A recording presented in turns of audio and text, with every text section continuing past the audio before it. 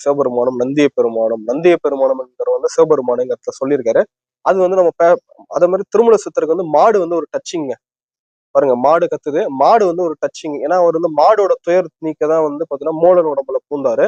அதாவது மாடு வந்து கரெக்டா நம்மளுக்கு ஒளி எழுப்புறதுதான் நமக்கு தெய்வ செயலாகவே தெரிகின்றது. ஓகேங்களா? இப்ப வந்து பாடல் 11 சிவபெருமானை வணங்கிட்டு திருமூல சித்தரையும் வணங்கி கொண்டு நம்ம வந்து பாடல் 11ல போலாம். பாயிரம் ஒன்று கடவுள் வாழ்த்து. கடவுள் வாழ்த்து என்பது இறைவனை வந்து பாடுறது. அந்த இறைவன் வந்து ஈசனே, சிவனே அப்படிங்கிறது வந்து பாடல் வந்து நம்ம எந்த தெய்வத்தையும் திருமூலர் குறிப்பிடல. சிவபெருமான் தான் எல்லாத்துக்கும் பெரிய தெய்வம் அப்படிங்கிறத சொல்லிக் கொள்கிறார். ஓகேங்களா? நம்ம வந்து பாத்தீங்கன்னா 11வது பாடலுக்குள்ள போவோம். ஓகேங்களா? ஓகே. அயலும் புடையுமாய் ஆதியாய் நோக்கில் ஏலும் பெருந்தையும் யாதுமனே என்றில்லை முயலும் முயலுமின் முடிவற்ற அங்கே பெயலும் மழை மொழிகள் பேர் தானே. ஓகேங்களா? பேர் நந்தி